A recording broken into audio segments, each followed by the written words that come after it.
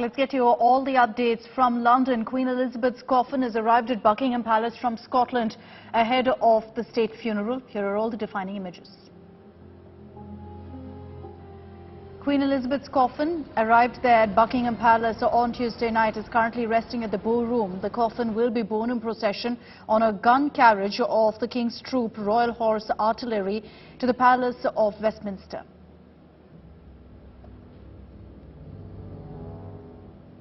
King Charles III and the royal family received Queen Elizabeth's coffin at Buckingham Palace. Prince Harry and Meghan Markle, Prince William and Kate Middleton were also present to pay their respects.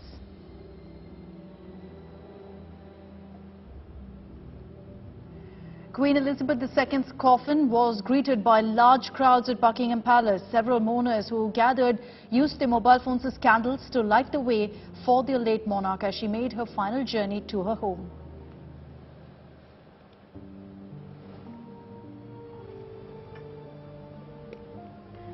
Thousands of mourners had lined up along the road in heavy rain to pay their respects to the late monarch as the Queen's coffin arrived at the British capital.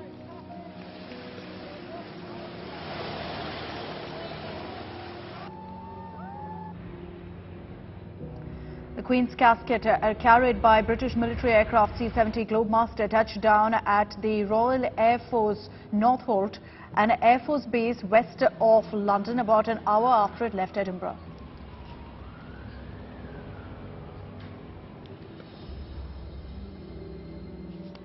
London will be seeing more than 500 foreign dignitaries at the funeral of Queen Elizabeth II. She was the longest reigning monarch in British history. She ascended to the throne in 1952, reigned for 70 years, and that's why tributes have been pouring in from across the world.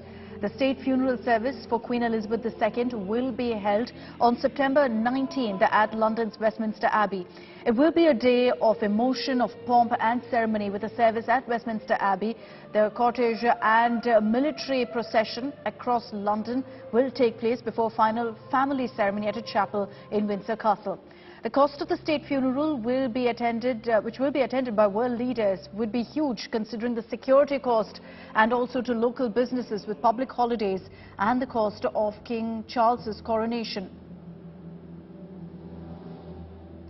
Prince Harry and Prince William will walk alongside their father, King Charles III, as they will follow the Queen's coffin from Buckingham Palace to Westminster Hall, where the late monarch will lie in state.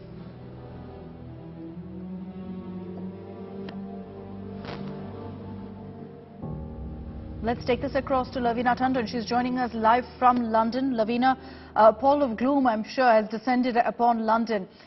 From the Buckingham Palace, from the Queen's home, that final journey that she will be embarking on will no doubt see thousands of people line up on the streets, all the way, we understand, to the Windsor Palace. Indeed, that's the procession that will end at Westminster Hall, which is where she'll be lying in state. And every bit of detail has been worked out. There'll be a velvet cushion on which her crown will be lying, and there'll be a wreath of flowers. They are from the garden of Balmoral as well as from Windsor. There's rosemary, there's dahlia, there's all sorts of flowers that are which the wreath will be made of, and that's where the people are going to be coming in to pay their respects. So as we have been trailing a bit of tradition everywhere, Akshita, may I tell you one more?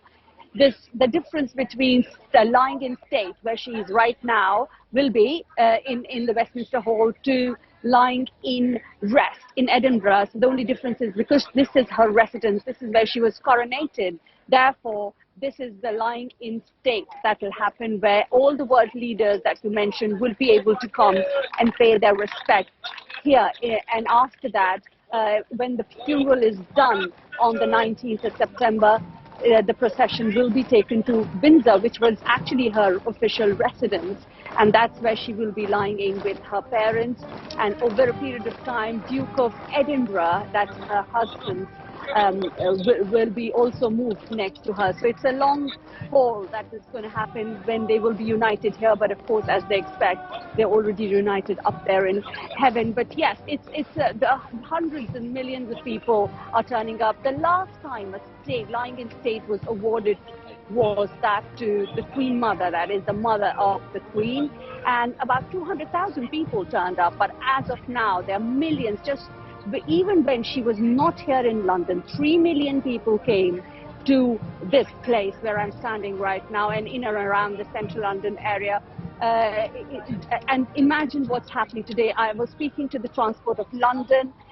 And there is also military on the ground. There's military on the ground, there's Red Cross on the ground, there's Salvation Army, there are volunteers, there's Transport of London. There are also people who helping the disabled people get around for deaf and dumb as well. So all sorts, and this, as you see, this procession, I just want to add in the end, is a very strong attempt by the monarchy, the royals, to show a united front, because the king is walking behind, and so and Harry and